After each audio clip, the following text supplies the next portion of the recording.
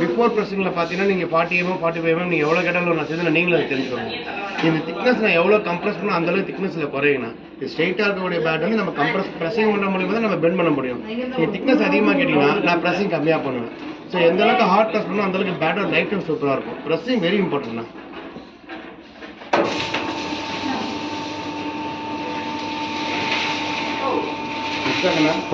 Very like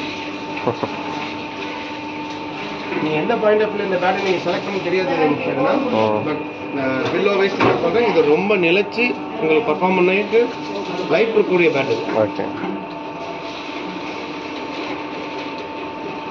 இந்த மாதிரி compress பண்ணல இந்த மாதிரி தண்ணி வந்து நாங்கள் தண்ணி போட்டு ஊற வச்சோம்.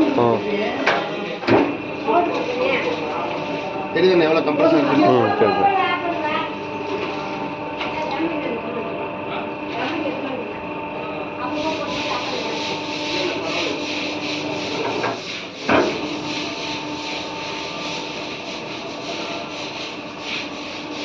எந்த அளவுக்கு தண்ணியில் ஊறிக்கும் அந்த அளவுக்கு சாஃப்ட்னஸ் கிடைக்கும்.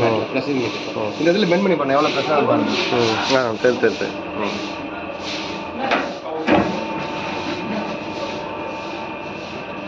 இந்த அளவுக்கு ப்ரெஸ் ஆகிடுச்சு.